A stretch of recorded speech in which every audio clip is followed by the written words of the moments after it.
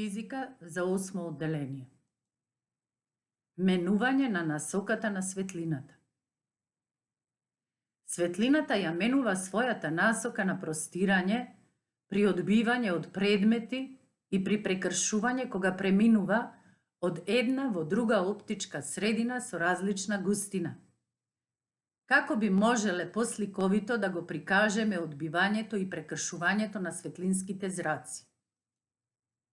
Верувам дека некогаш сте фрлале гумено топче на рамен зид. Ако сте фрлале топче нормално на зид, имате забележано дека се враќа под ист пат и назад. Ако сте го фрлале под некаков друг агол, тоа се одбивало под истиот тој агол од другата страна на нормалата.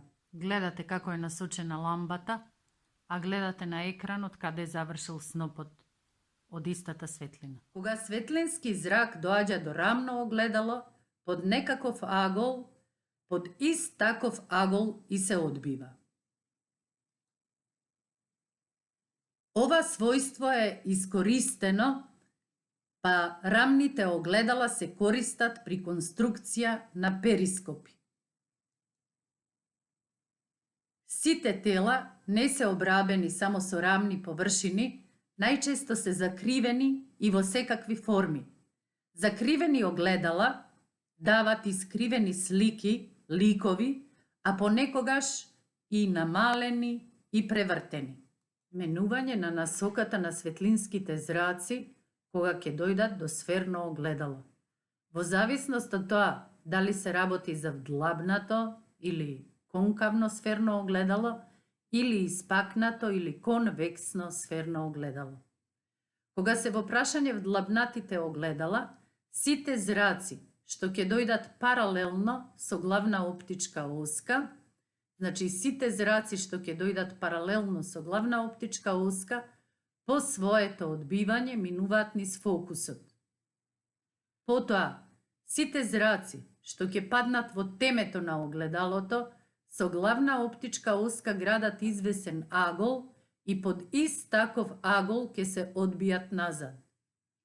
Секој зрак што ќе дојде низ фокусот, по своето одбивање ќе биде паралелен со главна оптичка оска. А сите зраци што ќе минат низ оптичкиот центар, по ист пат ќе се вратат назад. Кога е во прашање испакнато или конвексно огледало, сите зраци што ќе дојдат паралелни со главна оптичка оска, по своето одбивање, нивните продолжетоци би минале низ фокусот. Кажувам би минале низ фокусот или низ оптичкиот центар од причина што кај испакнатите, односно конвексните сферни огледала, фокусот и оптичкиот центар се имагинарни. Се наоѓаат зад огледалната површина. Да повторам, значи, секој зрак што ќе дојде паралелен со главна оптичка оска, по своето одбивање, неговиот продолжеток би минал низ фокусот. Оној зрак што би паднал во оптичкиот центар, по своето одбивање по ист пат ќе се врати назад. Оној зрак што би паднал во фокусот, по своето одбивање е паралелен со главна оптичка оска. А секој зрак што ќе падне во темето од огледалото, со главна оптичка оска гради извесен агол и под ист таков агол ќе се одбие од другата страна. Каков лик дава лажицата која што секојдневно ја користиме? Се зависи од која страна ќе ја користиме. Дали тоа ќе биде внатрешната страна?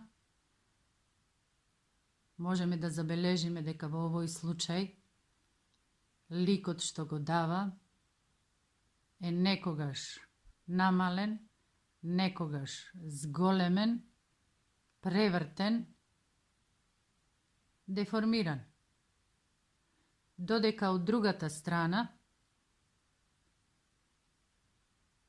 можеме да забележиме што повеќе се доближуваме до предметот и ликот се зголемува. Секогаш е исправен и имагинарен. како што се оддалечуваме, ликот се намалува, но останува имагинарен. Сферните огледала се користат кај направи за осветлување во стоматологијата за преглед на забите, во медицината за наблюдување уво, грло, нос, во сообраќајот на свијуците и како ретровизори во автомобилите и друго. Менување на насоката на светлинските зраци се случува кога ќе минуваат од една во друга средина со различна оптичка густина. Тука имаме пример на еден зрак од запалена свеќа кој што доаѓа до план паралелна плоча. Ова план паралелна плоча може да биде од стакло, а може да биде и некаков правоаголен аквариум кој што е наполнет со вода. Забележуваме дека упадниот агол, односно аголот што го гради упадниот зрак со нормалата, е поголем од прекршениот агол, односно аголот што го гради прекршениот зрак со нормалата. На другата гранична површина забележуваме дека упадниот агол, односно аголот што го гради овој упаден зрак со нормалата е помал од прекршениот агол, односно аголот што го гради прекршениот зрак со нормалата. Па можеме да заклучиме, кога светлинскиот зрак преминува од оптички поретка во оптички погуста средина, упадниот агол е поголем од прекршениот агол, додека кога светлинскиот зрак преминува од оптички погуста во оптички поретка средина, тогаш упадниот агол е помал од прекршениот агол. Ако го продолжиме овој прекршен зрак, ќе видиме дека не се совпаѓа со местоположбата на предметот, туку ликот на предметот го гледаме изместено, не е на она место каде што вистински е поставен. Доказ дека се менува насоката на светлинските зраци кога минуваат од една во друга средина со различна оптичка густина е и овој експеримент со паричката. Паричката ја ставаме на дното од еден подлабок сад и го поместуваме садот или ние се поместуваме се додека паричката не се загуби од нашиот видокруг. Потоа, во истиот сад, без да го поместуваме или ние да се поместуваме, долеваме вода.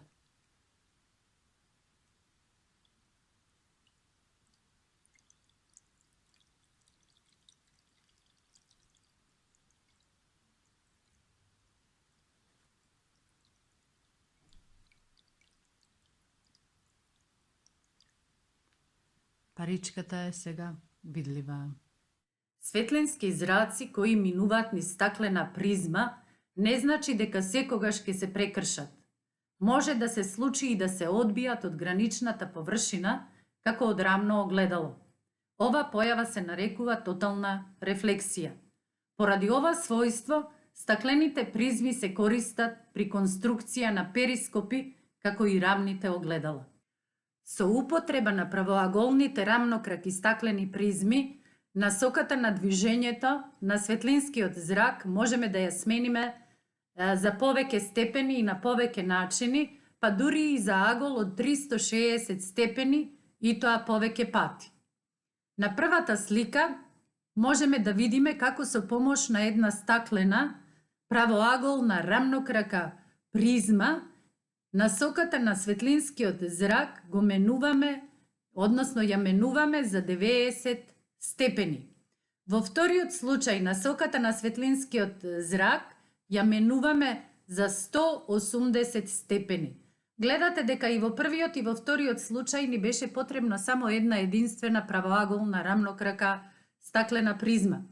Додека ако сакаме насоката на зракот да ја менуваме за повеќе степени, тогаш ќе користиме и повеќе призми. За агол од 360 степени потребни ни се 2 рамнокраки правоаголни стаклени призми.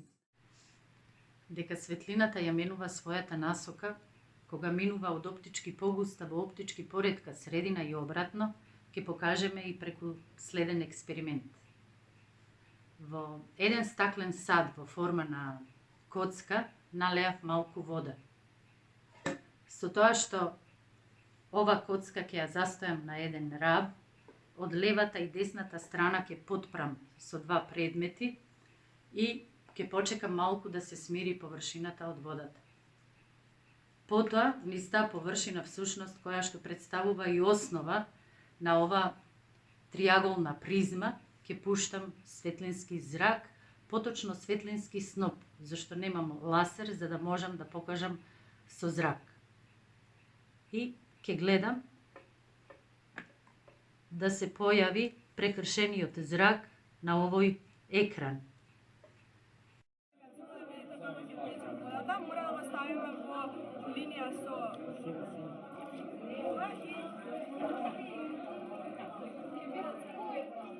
kako to teče svetliната? Примена на тоталната рефлексија. Тотална рефлексија наоѓа примена кај оптички влакна кои се составен дел на низа медицински уреди со кои се вршат прегледи на внатрешните органи на пациентите. Тие уреди се нарекуваат ендоскопи. Одговори на поставените прашања. Како светлинскиот зрак го менува правецот на своето простирање кога ќе дојде до рамна мазна површина на некој предмет? Второ прашање. Како може да се смени правецот на простирањето на зракот кога ќе дојде до сферна површина? Трето прашање. Дали зракот го менува правецот на своето простирање кога минува од една во друга средина со различна густина? Објасни. Одговор на првото прашање. Кога светлинскиот зрак ќе дојде до рамна мазна површина на некој предмет, го менува правецот на своето простирање во зависност од тоа како дошол до предметот. Ако доаѓа нормално на граничната површина од предметот, по истиот пат ќе се врати назад. Ако паѓа под некаков агол, под ист таков агол ќе се одбие од другата страна на нормалата повлечена во точка во која зракот ја допира површината. Одговор на второто прашање. Правецот на простирањето на зракот кога ќе дојде до сферна површина зависи дали сферното огледало е вдлабнато или пак испакнато, од каде доаѓа и каде паѓа самиот зрак. Кај вдлабнатите конкавни огледала, зрак што доаѓа паралелно со главна оптичка оска по одбивањето минува низ фокус. Зрак што доаѓа низ фокус по одбивањето е паралелен со главната оптичка оска. Зрак што доаѓа низ оптички центар по ист пат се враќа назад, а зрак што паѓа во теме со главна оптичка оска гради извесен агол и под ист таков агол се одбива од другата страна на оската. Додека кај испакнатите или конвексни огледала, зрак што паѓа паралелно со главна оптичка оска по одбивањето, неговиот продолжеток би минал низ фокусот. Зрак што би паднал во фокусот по одбивањето е паралелен со главна оптичка оска, а зрак што би паднал во оптичкиот центар по ист пат се враќа назад. Зрак што паѓа во темето со главна оптичка оска гради извесен агол и под ист таков агол се одбива од другата страна на оската. Одговор на третото прашање. Зрак се прекршува кога минува од една во друга средина со различна густина, односно ја менува насоката на своето движење во зависност од тоа од каде доаѓа и под кој агол паѓа на граничната површина. Ако доаѓа од поретка средина, во погуста, под некаков агол, по прекршувањето ќе се отклони кон нормалата. А ако доаѓа од погуста во поретка средина, ќе се случи обратното, односно ќе се отклони од нормалата. Ако зракот падне нормално на граничната површина, ќе продолжи да се движи без отклонување.